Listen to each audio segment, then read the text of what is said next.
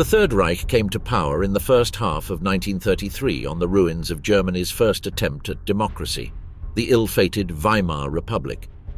By July that year, the Nazis had created virtually all the fundamental features of the regime that was to govern Germany until its collapse almost 12 years later in 1945.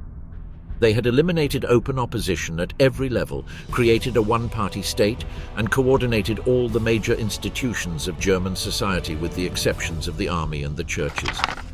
Nazi Germany, the largest police state in the 20th century, relied heavily in the people's obedience of a single individual. However, Adolf Hitler, the ruthless leader that ruled the Third Reich during almost its entire history, did not materialize out of thin air. He was the product of his time and his society, but he also brought to the table several traits that were unique to his way of seeing the world. What went on inside the mind of one of the most powerful men in human history? Moreover, how did he convince millions of people to follow him into his racist and expansionistic adventure? The answer can be found in the years prior to Hitler's rise to power. Defeat in the First World War had a disastrous effect on Germany. The peace terms, though no harsher than those which Germany planned to impose on other countries in the event of victory, were bitterly resented by almost all Germans. They included the demand for massive financial reparations for the damage caused by the German occupation of Belgium and northern France, the destruction of the German Navy and Air Force, the restriction of the German army to 100,000 men, and the banning of modern weapons like tanks, the loss of territory to France and above all to Poland. The war also destroyed the international economy, which did not recover for another 30 years. Were there huge costs to pay, but the collapse of the Habsburg Empire and the creation of new independent states in Eastern Europe not only fueled national economic egotism and made international economic cooperation impossible. Germany in particular had paid for the war by printing money in the hope of backing it by annexing industrial areas of France and Belgium. The German economy could not meet the reparations bill without raising taxes, and no German government was willing to do this because it would have meant its opponents would have been able to accuse it of taxing the Germans to pay the French. Inflation was the result. In 1913, the dollar had been worth 4 paper marks. By the end of 1919, it was worth 47. By July 1922, 493. By December 1922, 7,000. Reparations had to be paid in gold and in goods, and at this rate of inflation, the Germans were neither willing nor able to manage it. In January 1923, the French and Belgians occupied the Ruhr and began to seize industrial assets and products.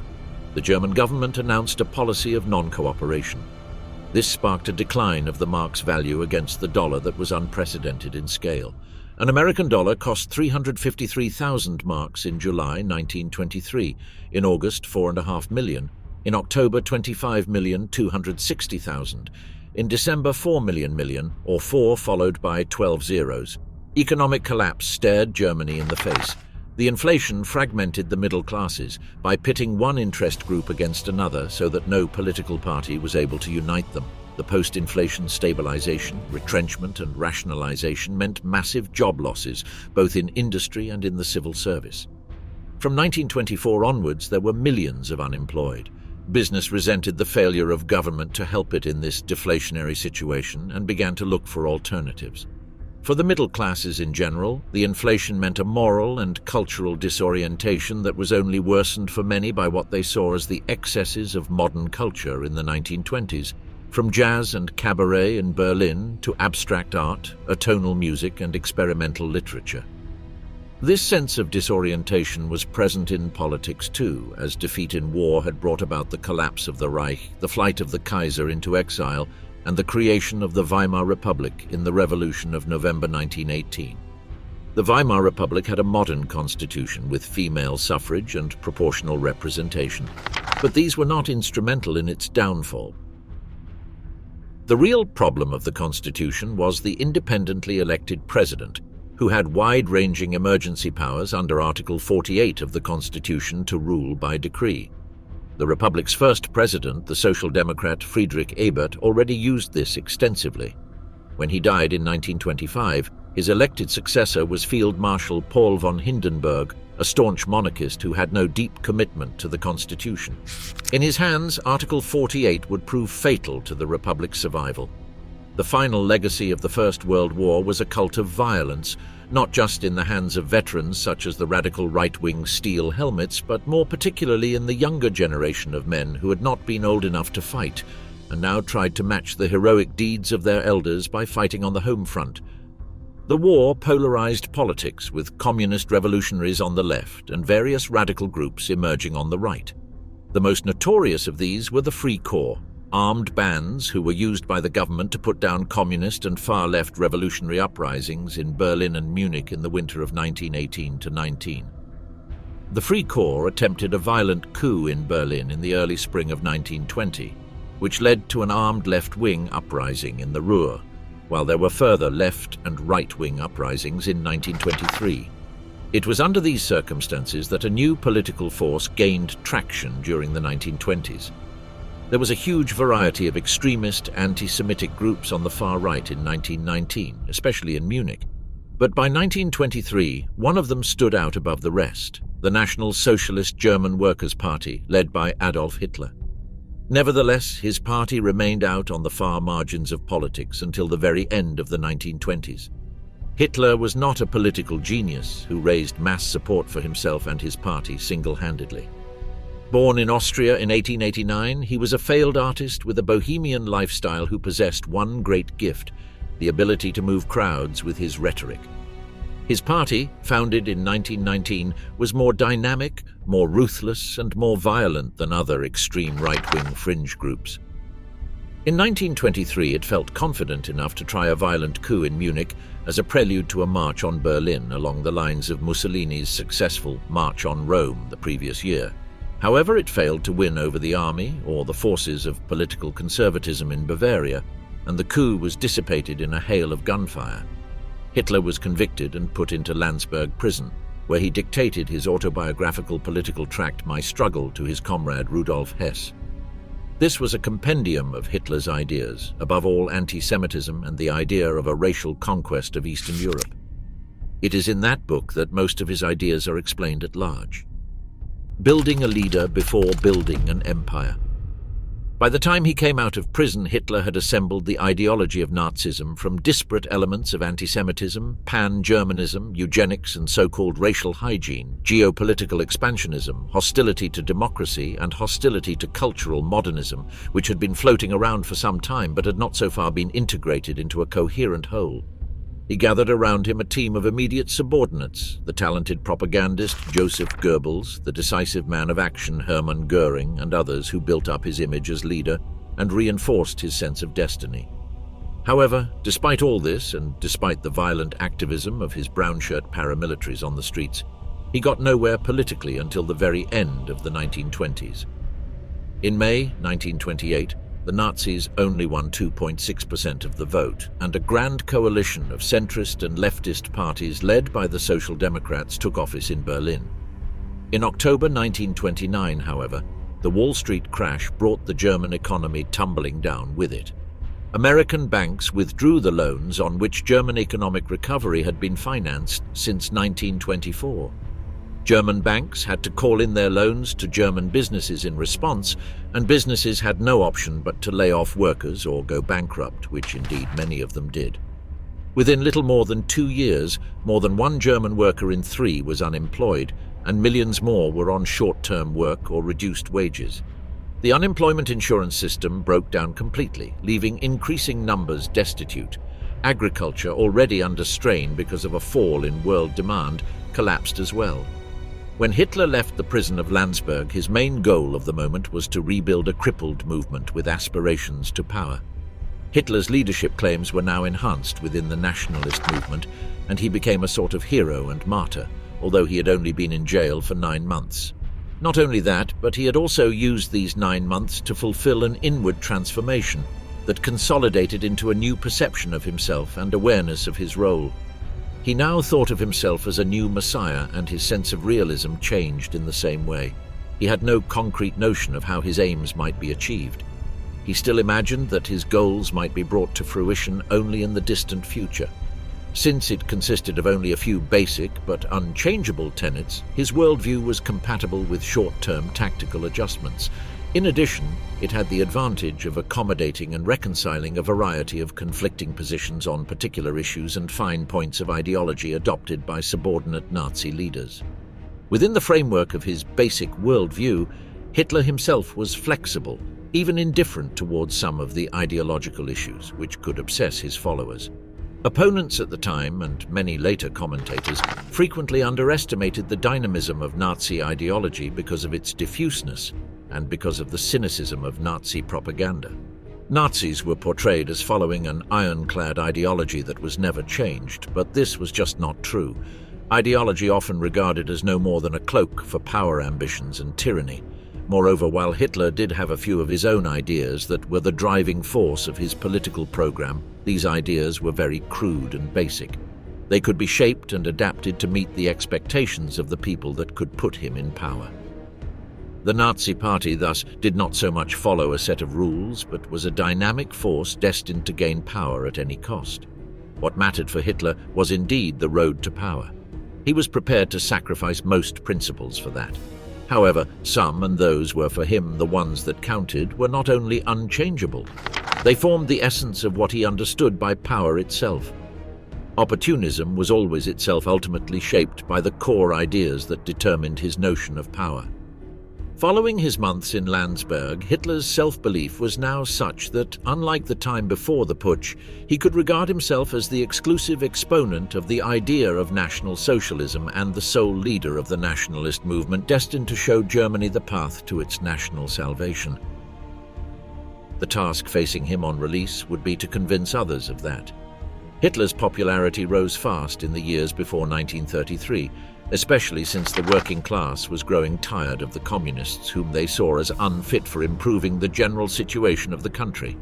10 years after his failed coup, he was appointed Chancellor of Germany.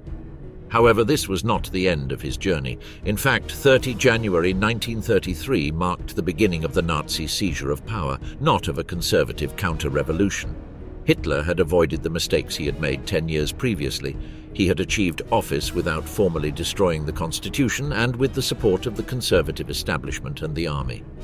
The question now was how to convert his position in a coalition cabinet into a dictatorship in a one-party state. First, all he could think of doing was to intensify the violence on the streets. His right hand, Hermann Göring, promptly enrolled the brown shirts as auxiliary police to the state. They went on the rampage, smashing trade union offices, beating up communists and breaking up social democratic meetings. On 28 February, chance came to the Nazis' aid. A lone Dutch anarcho-syndicalism, Marinus van der Lubbe, burned down the Reichstag building in protest against the injustices of unemployment. Hitler and Göring persuaded the government to suppress the Communist Party. 4,000 communists, including virtually the entire party leadership, were immediately arrested, beaten up, tortured, and thrown into newly created concentration camps. That was the beginning of a campaign of violence and brutality unfolding in the weeks that followed. By the end of March, the Prussian police reported that 20,000 communists were in prison. By the summer, over 100,000 communists, social democrats, trade unionists, and others had been arrested, with even official estimates putting the number of deaths in custody at 600. The Austrian aspiring painter and architect. It has become common knowledge over the past decades that Hitler became a monster as he was denied entry into the Arts Academy at Vienna. The claim is that he was a mediocre painter and became so angry at his dismissal that he swore revenge. This was simply not the case. He was a very proficient painter and a keen admirer of the European art and architecture. It was precisely his love for the arts that first brought him from his native Austria into Germany at the age of 24. He arrived in Munich in 1913, the year before war erupted in Europe. Later, he would claim that the 15 months he spent in Munich before the war had been the happiest of his life by far. The fanatical German nationalist exulted in his arrival in a true German city, which he contrasted with the Babylon of races that had been Vienna, a cauldron of diversity at the heart of the Austro-Hungarian Empire. He was also discontent with the pro-Slavic policies of the Habsburg monarchy. Hitler wrote that he came to Munich in the hope of someday making a name for himself as an architect. He described himself on arrival as an architectural painter. In a letter he wrote to the Linz authorities in 1914, defending himself against charges of evading military service. He stated that he was forced to earn his living as service. He stated that he was forced to earn his living as a self-employed artist in order to fund his training as an architectural painter. After arriving at Munich on 25 May 1913, a bright spring Sunday, Hitler followed up an advertisement for a small room rented by the family of the tailor Joseph Popp in a poor district to the north of the city on the edge of Schwabing, the pulsating center of Munich's artistic and bohemian life, and not far from the big barracks area. According to his landlady, Frau Popp, Hitler quickly set himself up with the equipment to begin painting. As he had done in Vienna, he developed a routine where he could complete a picture every 2 or 3 days, usually copied from postcards of well-known tourist scenes in Munich, including the main church, the old town hall, the Munich beer hall, the Alterhof, the royal residence, and others. Then he set out to find customers in bars, cafes, and beer halls. His accurate but uninspired watercolors were, as Hitler himself later admitted when he was German Chancellor, of very ordinary quality. However, he was selling them for massively inflated prices. They were certainly no worse than similar products touted about the beer halls, often the work of genuine art students seeking to pay their way. Once he had found his feet, Hitler had no difficulty finding buyers. He was able to make a modest living from his painting and exist about as comfortably as he had done in his last years in Vienna. This means that he did not aspire to become a great artist. He could very well live being a normal one. As in Vienna, Hitler was polite but distant, self-contained, withdrawn, and apparently without friends. Frau Popp could not recall Hitler having a single visitor in the entire 2 years of his tenancy. He lived simply and frugally, preparing his paintings during the day and reading at night. He liked to read in cafes, where he would continue his habit of devouring the newspapers available to customers. This is where he kept abreast of political developments and where, at the slightest provocation, he could flare up and treat anyone in proximity to his fiercely held views on whatever preoccupied him at the time. Cafe and beer hall discussions were the nearest Hitler came in his Munich period to political involvement. Hitler's captive audiences in the cafes and beer halls were for most part the closest he came to human contact in his months in Munich, and presumably offered some sort of outlet for his pent-up prejudice and emotions. Once in power, Hitler liked to be called a war hero, but the truth is far from there. When he was in Munich, Austrian police looked for him because he had failed to register for military service in Austria. Evasion of military service was punishable by a hefty fine. Moreover, leaving Austria to avoid it was treated as desertion and carried a jail sentence. He was forced to present himself at Salzburg in order to go through his military training, but he was found to be too weak to undertake military service. Hitler returned to his mundane life as a small-time artist in Munich, but not for long. The storm clouds were gathering over Europe.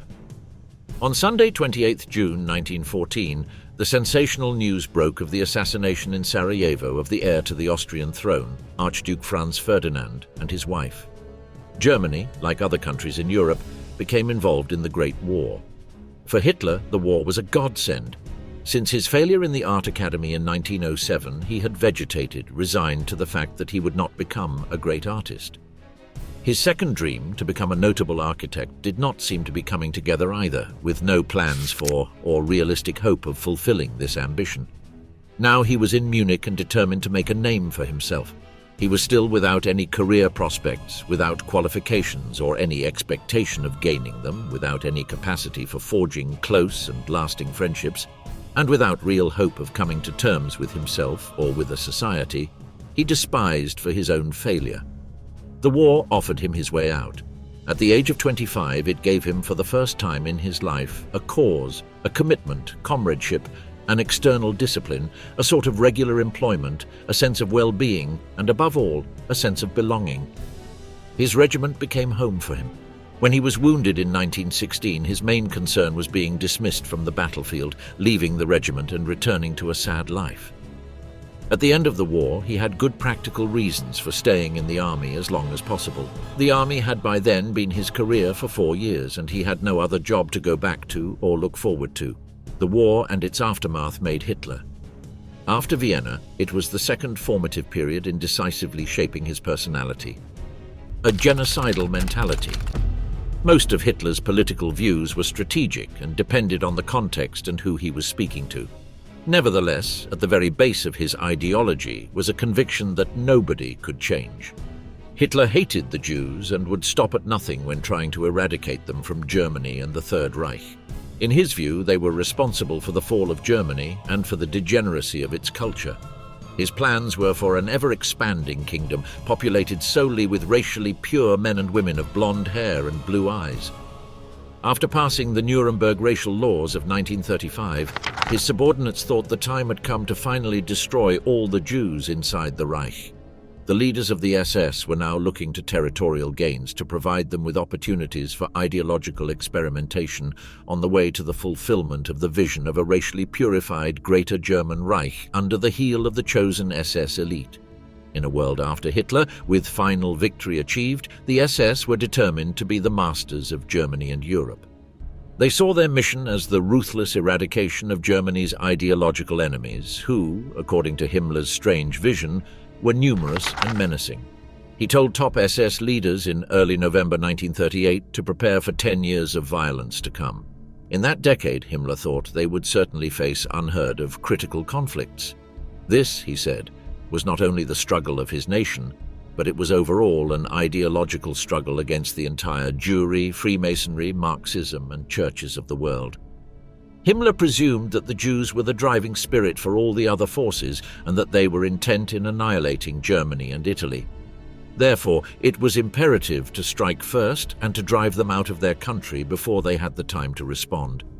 The speech was held a day before Germany exploded in an orgy of elemental violence against its Jewish minority in the notorious pogrom of 9 and 10 November 1938, a night that became known as the Reich Crystal Night on account of the millions of fragments of broken glass littering the pavements of Berlin outside wrecked Jewish shops. It was a nationwide anti-Jewish pogrom. Heinrich Müller, the head of the Gestapo at that time, sent a memorandum to local Gestapo offices at 11:55 p.m. on 9 November reporting the violent actions against Jews that were already being undertaken. Müller told Gestapo officers to stop the looting, but not to impede the setting fire to synagogues or the vandalizing of Jewish shops that was going on. This well-orchestrated night of horror became known as Kristallnacht, or Night of the Broken Glass. Anti-Jewish riots were reported throughout Germany. Nazi thugs and SS men set alight synagogues and prayer houses. Irreplaceable objects of huge religious value were tossed onto a funeral pyre of pure anti-Semitic hate. Individual Jews were beaten up, homes and businesses ransacked. Around 91 Jews were murdered and 30,000 Jews were arrested, allegedly for their own safety. Approximately 10,000 Jews were sent to the three main concentration camps, Dachau, Sachsenhausen, and Buchenwald. Nearly all the Jews arrested were released within 6 weeks. In a press release, Joseph Goebbels claimed German actions were understandable. Thanks to the continuous harassment by the Gestapo, no Jew in Germany or any of the conquered territories of the Third Reich was safe. Within Germany, the Nuremberg laws of 1935 brought immediate draconian measures to exclude Jews from the economy, accompanied by a restructuring of anti-Jewish policy, placing it now directly under the control of the SS, whose leaders linked war, expansion, and eradication of Jewry. Since the 1920s, Hitler had never abandoned his view that German salvation could only come through a titanic struggle for supremacy in Europe and for eventual world power against mighty enemies backed by the mightiest enemy of all, which in his mind was the international Jewry. It was a colossal gamble. However, for Hitler it was a gamble that could not be avoided. Besides, for him, the fate of the Jews was inextricably bound up with that gamble. The nationwide pogrom carried out by rampaging Nazi mobs on the night of November 9th was the culmination of a wave of anti-Semitic violence that had begun in the spring of 1938 and run on as the domestic accompaniment to the foreign political crisis throughout the summer and autumn. The scale and nature of the savagery and the apparent aim of maximizing degradation and humiliation reflected the success of propaganda in demonizing the figure of the Jew. It significantly enhanced the process of dehumanizing the Jews, which was underway since Hitler's takeover of power with the final objective of excluding them from German society, a vital step on the way to genocide. The next step was taken well after the war started, specifically when Hitler ordered the invasion of the Soviet Union in 1941. This was not a strategic decision. it was ideological. The ideological objective of eradicating Jewish Bolshevism was central to what had been deliberately designed as a war of annihilation. It was inseparably bound up with the military campaign. With the murderous onslaught of the SS, backed by the Wehrmacht, launched in the first days of the invasion, the genocidal character of the conflict was already established. It would rapidly develop into an all-out genocidal program, the like of which the world had never seen. Hitler wanted to crush the Soviet Union. He knew that between 5 and 6 million Jews lived in Russia, which is one of the main reasons why he embarked in this enterprise that many historians think cost him the war. Heinrich Himmler prepared a general plan for the East, which envisaged the deportation over the subsequent 30 years of 31 million persons, mainly Slavs, beyond the Urals and into western Siberia. Without doubt, the Jews would have been the first ethnic group to perish in a territorial solution, which, for them, were tantamount to their death warrant. What was intended was in itself plainly genocidal. The territorial solution could be seen as a type of intended final solution. However, shooting or gassing to death all the Jews of Europe was not yet on Hitler's mind. Only when the war situation worsened and prospects of a victory were dwindling, Hitler ordered the full-scale industrialized killing program that evolved into what became known as the final solution. Racist views and eugenic pseudoscience. Hitler was not the first person to formulate the idea of killing individuals who were considered of a lesser kind. The notion of the destruction of life not worth living had already been the subject of much public debate, especially in nationalist circles. Doctors had overwhelmingly rejected euthanasia during the Weimar era. Hitler's takeover of power changed the climate and opened up new possibilities to the medical profession. Some leading psychiatrists were more than ready to exploit them. The racist and eugenicist views that Hitler expressed in Mein Kampf provided guidelines for these Nazi physicians, even if the time was still not deemed right to introduce the program they wanted. Above all, Hitler's role was decisive in 1938 in providing approval for every step that extended into the full euthanasia program from the autumn of 1939 onwards. Without that approval, and without the ideological drive that he embodied, there would have been no euthanasia action in the Third Reich, as it was never a very popular policy among the common people. The mentality which led to the killing of the mentally sick was no creation of Hitler. Building on foundations firmly laid, especially in the wake of the catastrophic public funding cuts during the Depression years, the erection of the dictatorship had provided license to the medical and psychiatric professions after 1933 to think the unthinkable. Minority views, constrained even in a failing democracy, could now become mainstream. The process gathered pace. By 1939, doctors and nurses attached to the asylums were aware of what was required. So was the medical bureaucracy, which oiled the wheels of the killing machinery. The climate of opinion among the public was by this time also open to this type of ideology. Though there were strong feelings against euthanasia, particularly among those attached to the churches, others were in favor, notably in the case of mentally ill or disabled children. Hitler had given a strong indication of his own thoughts on how to deal with the incurably ill in Mein Kampf, where he advocated their sterilization. When he spoke at the Nuremberg Party rally in 1929 about how the weakest in society should be handled, he talked about not only of racial hygiene and the maintenance of the ethnic strength of the Aryan people, but utilized an economic argument that had been used by the eugenics lobby in the medical profession. He declared that if Germany were to have 1 million children a year, they should do away with 700,000 or maybe 800,000 of the weakest of them. The result would finally be a rise in strength. This implied racial engineering through mass murder, justified through social Darwinist ideology, but not euthanasia in the conventional sense as the voluntary release from terminal illness. According to the comments of his doctor, Karl Brandt, in his post-war trial, Hitler was known to favor involuntary euthanasia at the latest from 1933 onwards. In 1935, on a conversation with the Reich doctors' leader Gerhard Wagner, Hitler expressed his views for involuntary euthanasia, but pointed out that it was not the time for that. He was of the opinion that such a problem could be more smoothly and easily carried out in war, and that resistance, as was to be expected from the churches, would then have less of an impact than in peacetime. In the meantime, Hitler was ready to use the He left it to the propaganda ministry and the Reich doctor's leader to push the agenda for racial cleansing among the larger population. Calculations were published regularly on newspapers on the cost of upkeep of the mentally sick and hereditarily ill. This instilled the impression that vast resources of the state were being wasted on useless lives, while that money could very well be invested in improving the quality of life of the more apt Germans. Cameras were sent into the asylums to produce scenes to horrify the German public and convince them of the need to eliminate those portrayed as the dregs of society for the good of the whole population.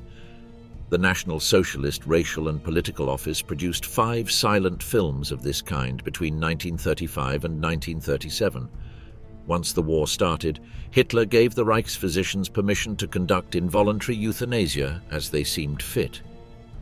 In October of 1939, Hitler had one of his secretaries type a note that was backdated to 1 September 1939, the day that the war had begun.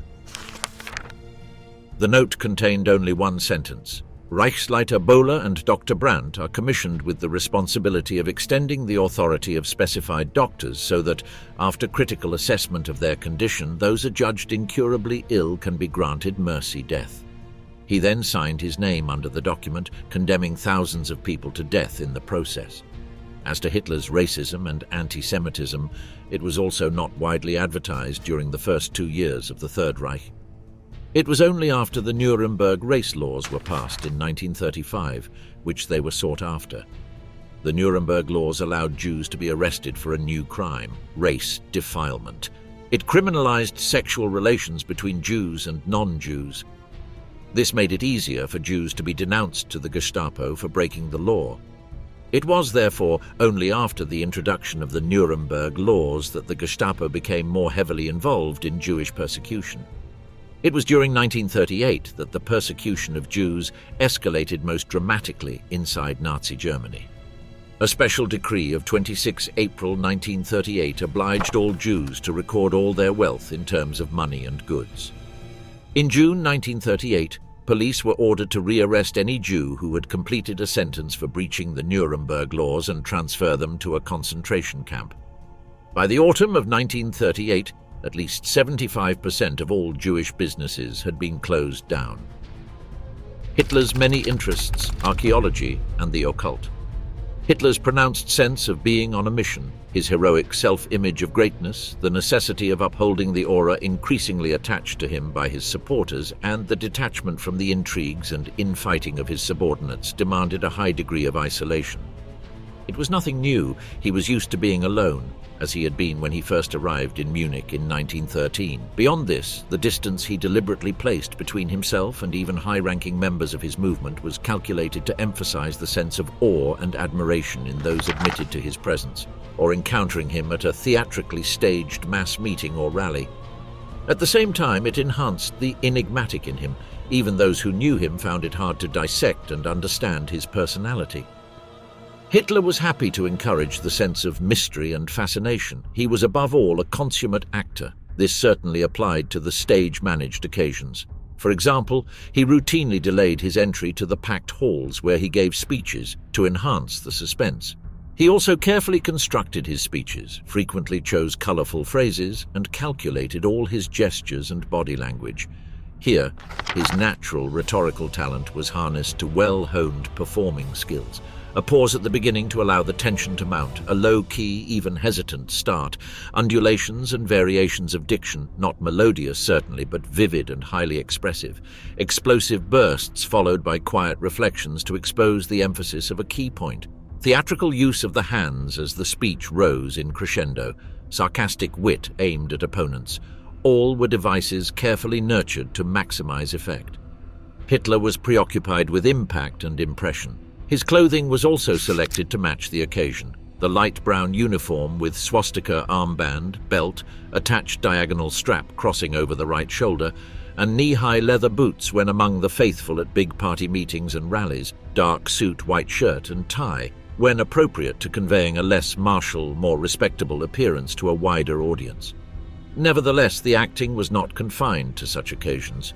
Those who came into contact with Hitler, while retaining a critical distance from him, were convinced that he was acting much of the time. He could play the parts as required. He was a kindly conversationalist, kissing the hands of ladies, a friendly uncle giving chocolates to children, a simple man of the people shaking the calloused hands of peasants and workers. He could be the model of friendliness in public to someone he was privately castigating and deriding. The play-acting and hypocrisy did not mean that he was solely a cynical manipulator, that he did not believe in the central tenets of his worldview. This fervent belief, coupled with the strength of his domineering personality, carried conviction among those drawn to his message. When he was alone, Hitler was an avid reader. He was interested in history, religion, philosophy.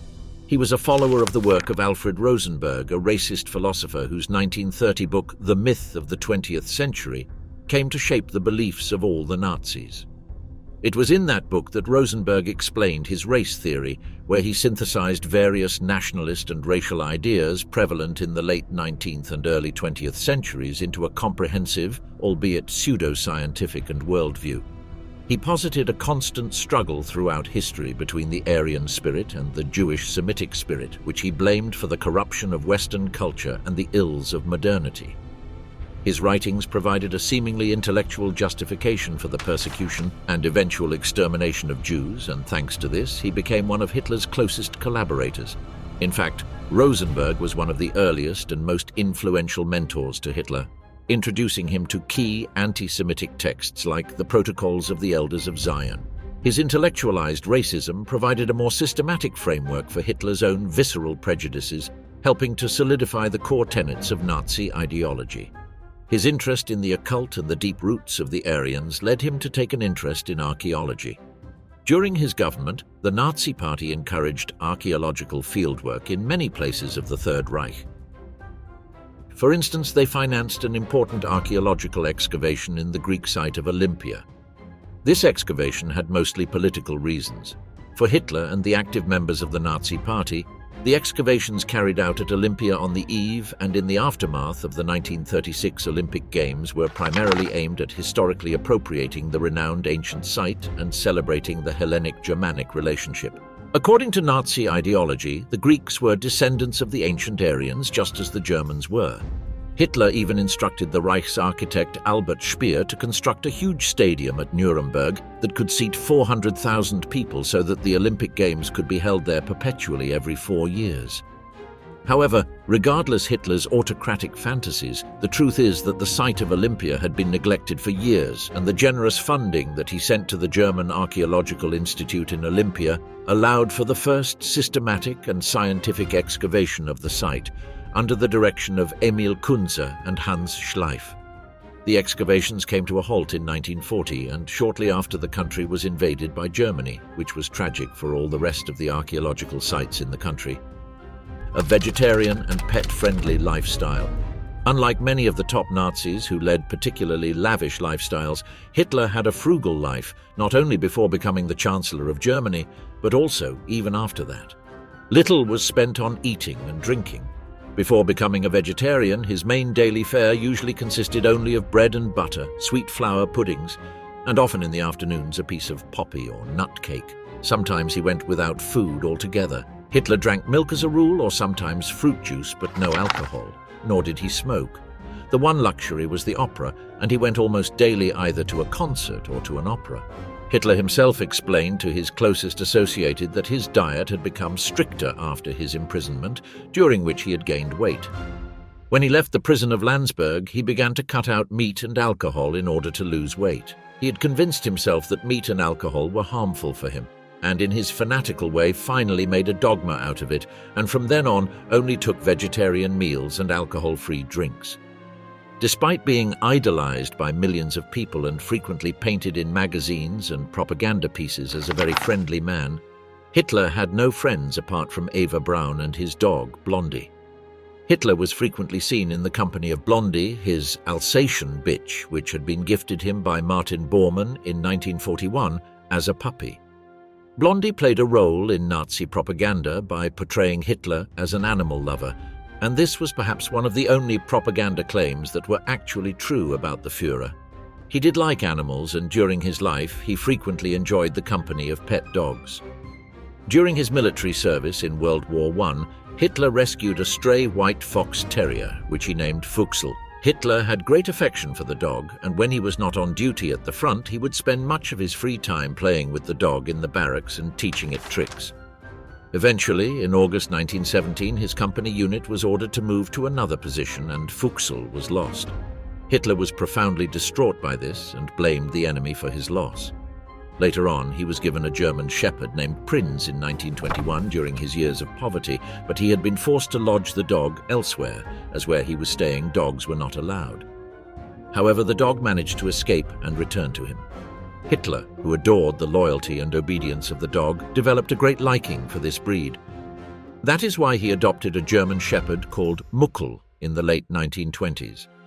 Hitler had two other German shepherd dogs, a mother and daughter who were both named Blonde. Then, when Bormann gifted her the Alsatian puppy in 1941, he named her Blondie. In May 1942, Hitler bought another young German shepherd from a minor official in the post office in Ingolstadt to keep Blondie company. He called her Bella. While Eva Braun had two Scottish Terrier dogs named Negus and Stasi, she usually kept them away from Blondie as she feared she could harm them. And it was for this reason that Hitler decided to bring a companion of a larger breed. Moreover, Hitler was jealous about his dogs and got irritated when they showed affection to other people, so he preferred that each person kept their own dogs close. As fate had it, Eva Braun and Blondie would ultimately accompany Hitler until his very last day in the Führerbunker. In April 1945, Blondie gave birth to a litter of 5 puppies. Hitler named one of them Wolf and donated the other to his associates, including Eva Braun's sister. Nevertheless, on the fateful day of Hitler's taking his own life, he also took Eva's and Blondie's with a cyanide capsule. Hitler's views on marriage and Eva Braun. In 1930, Adolf Hitler asked his close associate Martin Bormann to meet in secret. He had an important thing to ask him. Once alone, Hitler gave him a task that required secrecy and discretion. He asked Bormann to check out the ancestry of a 17-year-old girl whom Hitler had met at Heinrich Hoffmann's photographic studio, where she was working as an assistant. Hitler had taken a shine to her and wanted to know if she was from good Aryan stock. After completing a thorough investigation, Bormann was able to confirm that Eva Braun did not have a drop of Jewish blood. Hitler was relieved. The only problem was Hitler already had a romantic, albeit toxic, relationship with his half-niece, Geli Raubal. Geli was only 22 at the time, while Hitler was 20 years older than she was. He was extremely protective of her, making Geli feel controlled and under surveillance. After 1927, when Hitler learned of an affair she had with a chauffeur, he determined that she would not be left alone with any man other than himself. This was devastating for poor Geli, who did not know what to do. On the evening of 18 September 1931, while Hitler was in Nuremberg, Geli took the gun he had given her for protection, placed the muzzle against her chest and fired. She fell to the floor, slowly bleeding to death. Hitler felt devastated, but with Geli out of the picture, he was free to pursue a relationship with Eva. Hitler had strong sentiments against marriage, so until the very end of their lives, he denied this possibility to Eva, who requested to get married in multiple occasions. Eva embodied Hitler's ideal of natural womanhood. A true blonde, she was athletic and sporty. She practiced gymnastics and swimming and kept herself in shape. She had almost no interest in politics or the state of the nation. She had few airs or graces and was refreshingly free-spirited. She was emotionally immature and easy for Hitler to manipulate. From her point of view, Hitler was courteous, often charming, indulgent and attentive, while his growing fame flattered and excited her. Eva had not yet grasped how cruel and indifferent Hitler could be towards those who dared get close to him. By 1932, she would be deeply aware of his disinterest. Having given herself to Hitler, Eva endlessly waited for him to pay her some attention, but Hitler was barely in Munich during that year. Even when he had precious little time for her. Eva took his absences and silences personally as a sign of rejection. Anxiety turned to despair. Like Geli before her, she had her own pistol. Leaving a scribbled farewell note, she put the gun to her head and pulled the trigger. The bullet lodged in her neck, just missing the artery. Bleeding profusely, Eva managed to call a doctor who came immediately and got her to hospital, where the bullet was successfully removed. Whether this was a call for attention or an honest attempt to take her life, it worked. Hitler was shocked into action. He vowed that he would take better care of her. Eva would suffer greatly from Hitler's absences. He often forgot her birthday and cancelled appointments at the last minute. Despite that, Eva would remain at the Führer's side until the bitter end. After Eva's life attempt, Hitler went out of his way to accommodate her. In August of 1935, he rented a 3-bedroom apartment for Eva and her sister. The following March, Hitler bought her a 2-story villa and a new car. More importantly for Eva, she was given the room adjoining Hitler's at the Berghof. It took her a while, and there were continued restrictions on her freedom of movement, but at the Berghof she came into her own. During the final days of the war, as the Soviet army was fast approaching Berlin, Hitler, Eva, and other Nazi commanders retreated to underground bunkers.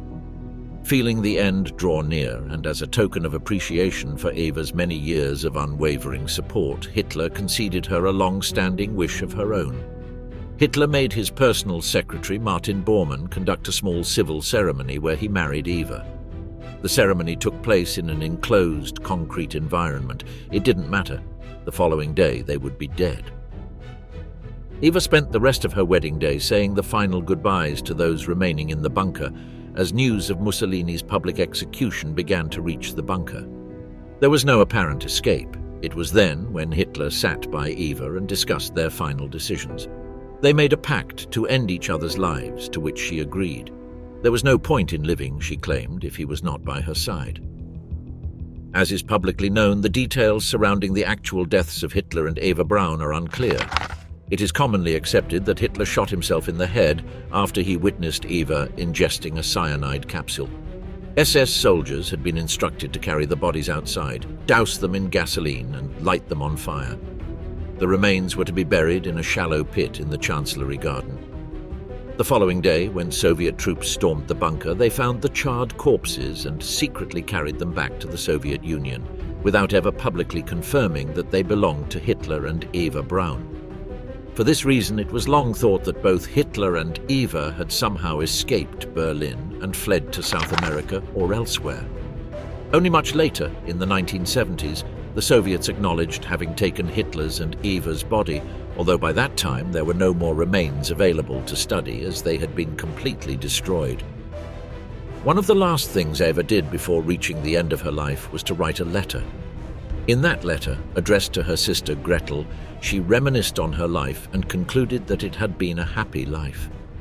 Among the things that made her happy, she said, was to be able to die at the side of the Führer and to be spared the horrors that were to come to her, the most conspicuous woman of the Third Reich. Eva slipped the letter into an envelope and gave it to Hannah Reich, a hero aviator woman who was also among the last persons to see Hitler alive, as she was married to his personal doctor. His relationship with Eva Braun, his marriage after a life of claiming to be against marriage, is another example of how most of Hitler's views, save a few ones, were ambiguous. He had a complex mind, filled with contradictions that accompanied him throughout his life and ultimately led to his downfall in 1945.